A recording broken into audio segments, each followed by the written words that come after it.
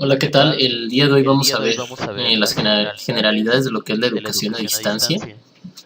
Este diagrama que voy a explicar se basa en varios teóricos, en varias lecturas que realicé y en base a la experiencia que he tenido de años de educación a distancia, de aplicar el e-learning y el b-learning como modalidades de educación a distancia. Bueno, primero antes de comenzar, debemos aclarar que los principios de educación básicos se mantienen tanto para la educación presencial como para la educación a distancia. Es decir, por ejemplo, el docente, si requiere ser innovador para favorecer un aprendizaje, puede ser innovador en la educación presencial o puede ser innovador en la educación a distancia. Igual, si el docente ocupa ser muy creativo, puede serlo en la presencial o en la de distancia. En cuanto al alumno, sucede lo mismo. Por ejemplo, un alumno que se requiere ser responsable, pues en realidad va a hacerlo en el paradigma presencial y va a hacerlo en el paradigma a distancia. Con esto quiero decir que la educación presencial y la educación a distancia, metodológicamente hablando, comparten muchas similitudes.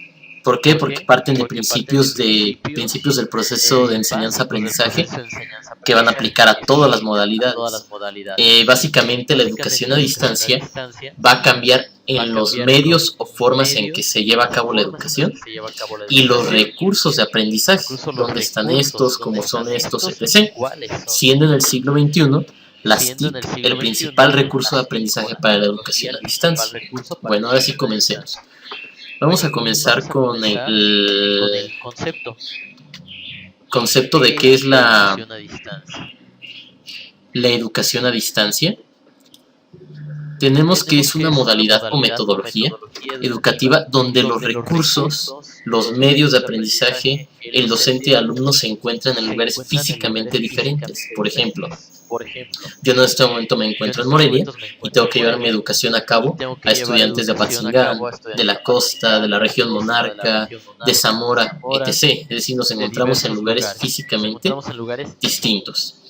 En los recursos de aprendizaje lo mismo, por ejemplo, los estudiantes están en su casa y algunos de los recursos de aprendizaje ya se quedaron en el colegio, en la institución educativa, quiere decir que ya están en diferente lugar.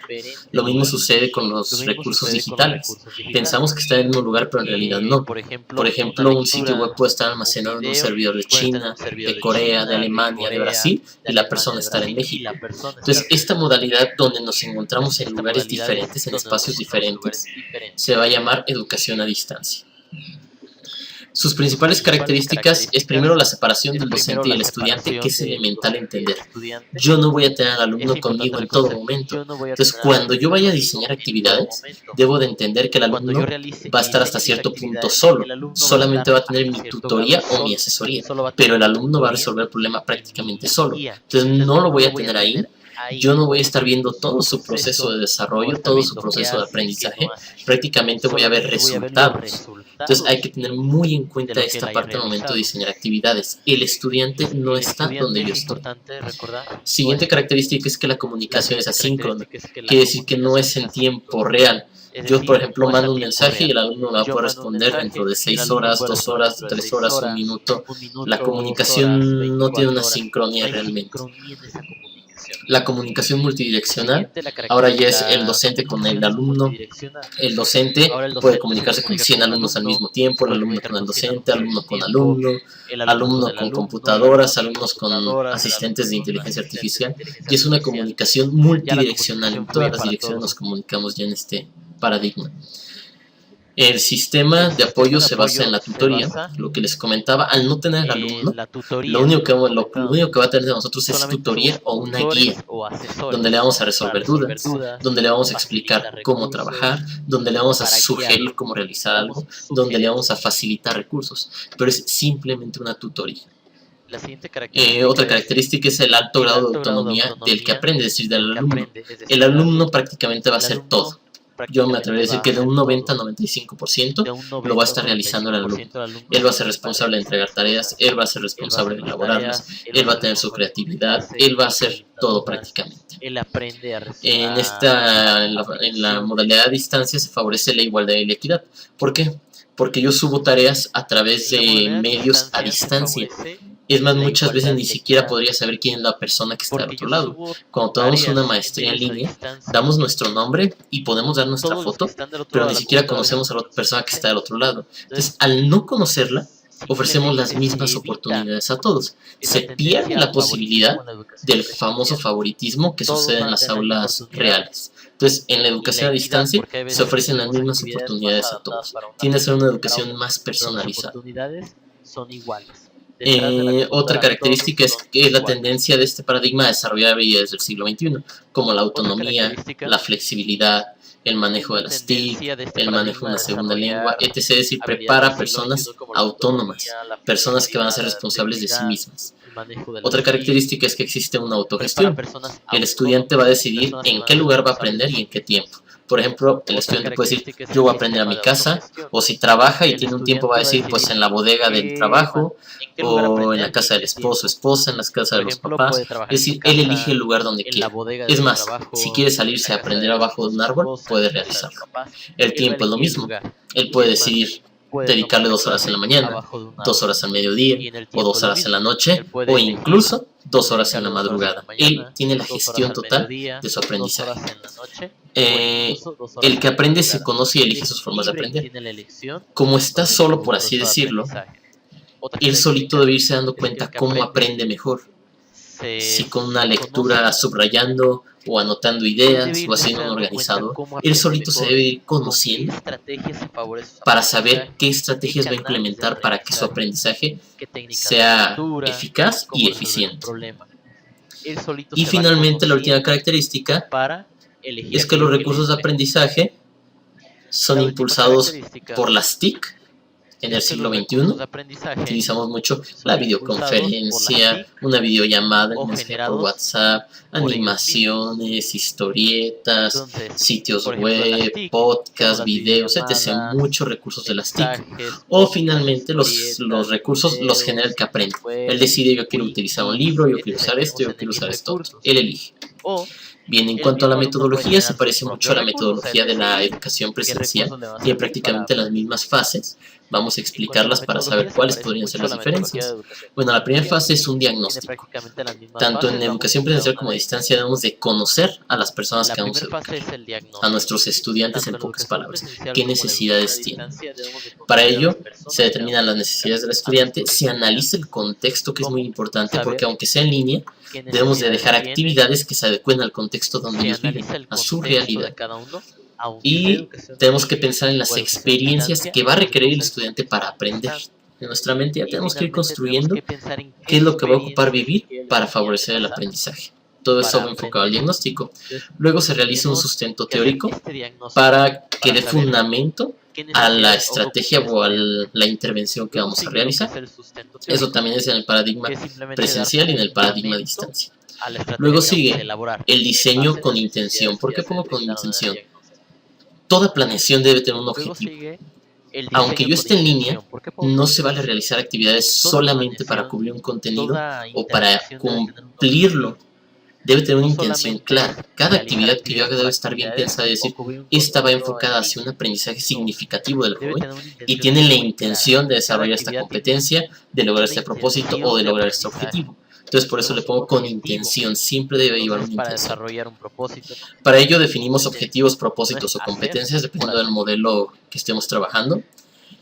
Debemos hacer una revisión de materiales en el paradigma a distancia. Esto es muy importante, porque yo ya tengo mis objetivos o mis competencias, debo investigar en internet qué tanto existe de herramientas que van a poder servir para lograrlo, porque muchas veces desconocemos de todo lo que ya existe en la web y que sí nos puede favorecer este aprendizaje. Entonces hacer una investigación rápida, vamos a ver qué herramientas, qué estrategias existen que me puedan ayudar.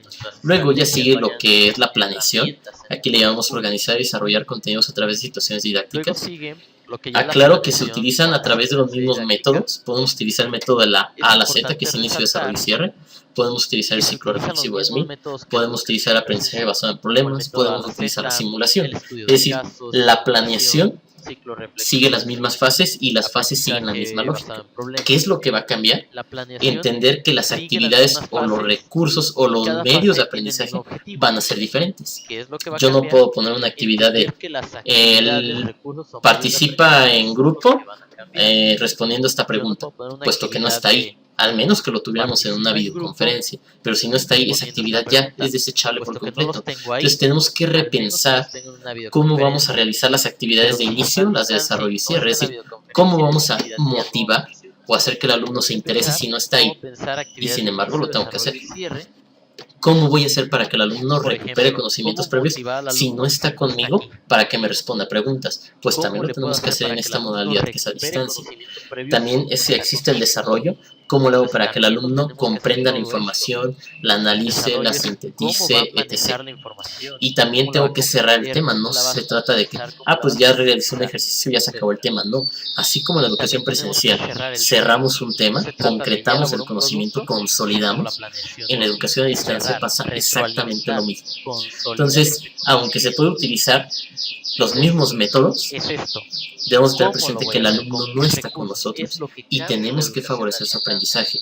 Entonces, el docente pasa a ser una persona muy creativa al momento de diseñar las estrategias, técnicas y actividades para hacer que el alumno cumpla con todas las fases de la planeación. Bueno, luego sigue el seguimiento y evaluación. Para el seguimiento y evaluación, primero el docente debe entender que va a estar para resolver dudas. Eso sí, el docente va a definir en qué horarios, pero el docente está para resolver dudas. Recuerden que estamos hablando de una tutoría o asesoría. Siguiente, el docente debe ser facilitador de recursos, debe conocer todos los recursos, no todos, es casi imposible, pero sí una gran variedad de recursos para poder sugerir caminos de acción al estudiante. Por ejemplo, cuando un estudiante nos pregunta: maestro, me gustaría realizar una animación, pero ¿qué recursos existen para realizar? Entonces tenemos que tener un panorama general para poderlos guiar. Consulta este autor, consulta esta herramienta, consulta este modelo, etc. Motivación. La motivación es durante todo el proceso. Los estudiantes ahorita se encuentran distantes y algunos a lo mejor desmotivados por todo lo que está sucediendo. Entonces es labor del docente asegurarse de motivar para que los estudiantes sigan adelante, se esfuercen durante todo el proceso. Entonces es algo que debemos de hacerlo, ser empáticos con ellos para poder motivarlos. Dentro del seguimiento y evaluación también está el sistema de evaluación. En la educación a distancia lo más importante siempre va a ser la autoevaluación. Que el estudiante sepa cómo ha crecido, qué ha aprendido, qué le falta, etc. Eso siempre será lo más importante. Pero nosotros, por ser una institución, ocupamos poner una nota numérica cuantitativa, por lo cual ingresamos a otros tipos como la heteroevaluación. Aquí el docente nada más deberá de cuidar que las evidencias que diseñe durante su secuencia didáctica den fe del proceso. Recordemos, como no estamos, no podemos ver cómo se comportaron y qué hicieron y qué no hicieron. Las evidencias deben de darnos una idea de ese proceso. Entonces debemos ser muy creativos en que la evidencia realmente nos esté dando estas señales, estos indicadores de aprendizaje. Y finalmente debemos diseñar instrumentos o criterios muy pero muy claros para que el estudiante entienda que se está evaluando y medibles para que nosotros podamos medir realmente ese aprendizaje y no se quede en el aire. Algunas estrategias metodológicas para el aprendizaje a distancia ya conocidas o ya usadas es el aula invertida, que consiste en primero se informa uno sobre algún tema y después se socializa. Pero primero siempre la persona lee, que es una técnica muy utilizada, que es lo que usamos ahorita. Nuestros jóvenes les mandamos lecturas, algún video, algún audio. Entonces ellos se tienen que informar primero sobre un tema para después poder socializar y realizar otras actividades. El aprendizaje basado en problemas, pues es plantear un problema y dar la guía para que el estudiante pueda resolverlo. Para resolverlo va a tener que buscar información, va a tener que diseñar propuestas de solución, va a tenerlas que implementar y va a tener que analizar los resultados. Es una metodología pues muy real porque finalmente va a aprender a resolver problemas. Luego sigue el aprendizaje basado en proyectos, que es integrar temas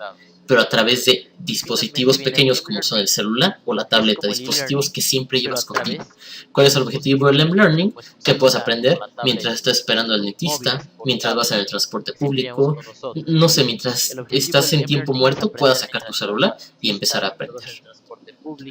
Otras modalidades de educación a distancia, tenemos la educación por correspondencia, que es cuando utilizamos el correo convencional para hacer llegar documentación, ejercicios, libros, actividades a otra persona en alguna dirección en particular. Esa persona lo que hace es regresarnos por el correo convencional trabajos, etc. El aprendizaje autónomo es otra modalidad. Este aprendizaje es de plano cuando no hay docente. Es cuando una persona dice, yo quiero aprender esto, estos son mis tiempos, estos son mis objetivos y lo voy a aprender así. Y no hay nadie, literal está solo el estudiante. Un ejemplo claro, yo puedo aprender a cocinar sin que haya un maestro aquí. Yo puedo decir, quiero aprender a hacer un pastel de chocolate. Yo decido cómo va a ser, en qué tiempo va a ser y todo. Yo solito me voy a evaluar, no va a haber nadie. Es aprendizaje autónomo. Luego viene el aprendizaje de en casa o home study. Este es quedarte en casa y aprender, nada más que en este si tenemos tutores. Hay veces que incluso son maestros que van a nuestra casa y nos dan las clases ahí como si estuviéramos en una escuela, pero es en nuestra casa. O hay veces que simplemente tenemos tutores a distancia que nos van guiando en el proceso, que es algo muy parecido a lo que estamos realizando ahorita con nuestros jóvenes, que ellos están en otro lugar y nosotros nada más los estamos guiando, estamos realizando ese home study. Rasgos del alumno en la educación a distancia: tiene que ser flexible y adaptativo, porque se va a ir adaptando a las condiciones del contexto, no hay de otra. Tiene que ser autónomo, si no, no funciona la educación. Tiene que autorregular sus procesos, sus emociones, su aprendizaje. Estando lejos, llegará momentos en que sentirá frustración o algo, y sin embargo no está ahí el docente. Puede sí mandarle un mensaje, llamarlo, pero no está ahí físicamente. Entonces, la persona, el estudiante, tiene que aprender a regular también sus emociones. El alumno debe tener voluntad e interés por aprender, si no va a fracasar y lo va a abandonar. Simplemente no se conecta, no manda tareas y listo. Debe conocerse a sí mismo, lo que hablábamos de la parte de la metacognición, y se conociendo un poquito más a sí mismo. Es una persona libre, decide sus tiempos, decide cómo, cuándo, lo que quiera hacer. Es libre totalmente. Debe ser reflexivo, colaborativo. En cuanto a la colaboración, es un mito total de que el aprendizaje en línea es egoísta, ya sea las personas individualistas, o que es un aprendizaje solo. No es cierto. En realidad la educación a distancia, si se es muy creativo y se diseña bien, favorece la colaboración. Por ejemplo, en el e-learning, un e-learning que solamente te dice, haz una lectura y es un organizador gráfico y entrégalo, es un e-learning muy malo, porque no está favoreciendo la interacción con otras personas. Un e-learning verdadero debe favorecer, debe fomentar foros, ya videollamadas por Zoom entre muchas personas, trabajos en equipo. Es decir, debemos fomentar la interacción, que si bien no es cara a cara, sigue siendo una interacción. Entonces, la colaboración es muy importante considerarla al momento de diseñar actividades. No diseñes actividades para una persona sola. Trata de fomentar que empiece a interactuar con otras personas o con otras entidades de información. Y finalmente debe manejar las TIC, al menos en un nivel básico, para poder acceder a toda la información. Rasgos del docente: es guía. Debemos de guiar a los estudiantes sobre el mejor camino de acción para que aprendan. Debemos ser muy creativos, lo que he estado diciendo, para diseñar actividades que realmente fomenten un aprendizaje significativo y no sea simplemente una actividad por cumplir un contenido. Debemos estar en actualización constante. Creo que ya nos dimos cuenta en esta contingencia que nos faltan muchas cosas por aprender y que debemos aprenderlas, porque esta es la realidad del siglo XXI, es una realidad cambiante, que de un día a otro nos puede cambiar las cosas y decir, no, pues todo lo que sabía, de momento pues no me apoyó mucho, ocupo aprender nuevas cosas. Debemos ser facilitadores, no obstáculos para los estudiantes. Facilitadores, apoyarlos. Debemos ser también flexibles y adaptativos. Pocas palabras, si por ejemplo los jóvenes actualmente manejan el WhatsApp, el Facebook, pues debemos adaptar, aprender a manejar estas herramientas para fomentar una buena comunicación, estar cerca de ellos y favorecer su aprendizaje. Y finalmente también podemos manejar las TIC. Como ventajas de la educación a distancia, Es cómoda. ¿Por qué? Porque yo estoy en mi casa, me despierto a la hora que yo quiera, hago mis actividades, puedo trabajar, hacer lo que yo quiera y cuando yo decida me dedico a estudiar. Es cómodo estar en casa. Me levanto a la hora que yo quiera. Reduzco costos de traslado, no ocupo ir a la escuela, no ocupo ir de un municipio a otro, me quedo en casa, me ahorro este gasto. Se forman personas muy autónomas. Después de años de estar en la educación a distancia, son personas capaces de resolver problemas por sí mismos. No van a estar dependiendo de alguien más, sino que solitos se ocupan de aprender algo, lo van a hacer. Y finalmente es que sea flexibilidad a los tiempos. Lo que decía, una persona puede decir, yo trabajo, pero también quiero estudiar. Y se vale. Son personas que trabajan durante todo el día y en la noche realizan sus estudios. Desventajas de la educación a distancia es que requiere, al menos por ejemplo la modalidad e-learning, de cierta infraestructura para acceder a la información. Por ejemplo, no tienes internet, no tienes computadora, pues prácticamente ya el e-learning ya no existió para ti. Y muchas de las modalidades a distancia, si no tienes esta infraestructura, pues ya no existió. Otra desventaja es el distanciamiento con el docente. No lo tienes tan de cerca, pierdes cierto apoyo o la cercanía de cierto apoyo y pues ya eres tú más, por así decirlo, eres tú solo. Y otra desventaja es que se pierde esta interacción cara a cara que es muy importante en el paradigma presencial, en la metodología presencial. ¿Por qué? Porque de entrada hay una interacción. Desarrollas habilidades comunicativas, desarrollas la inteligencia interpersonal, etc. Quiere decir que el estar cara a cara es una gran ventaja que desgraciadamente a distancia se pierde. Y aunque existan las herramientas como Zoom, la realidad es que nunca será lo mismo al estar cara a cara. Bueno, este sería el esquema de lo que es la educación a distancia de manera general. En cuanto a los estudiantes, lo que van a hacer es elegir de estas modalidades o alguna otra que investiguen, también se vale, elegir una de ellas o combinación de ellas que utilizarían para hacer llegar a sus jóvenes el aprendizaje en casa, para que lo continúen en casa. Acá ya está la metodología, cómo se lleva a cabo. Conmigo verán a su tiempo cómo planear a través de para distancia, cómo deben ser las actividades, las estrategias y las técnicas. Y pues básicamente esto sería todo lo que es la educación a distancia. Que tengan buen día. Y pues básicamente esto sería todo de la educación a distancia. Que tengan buen día.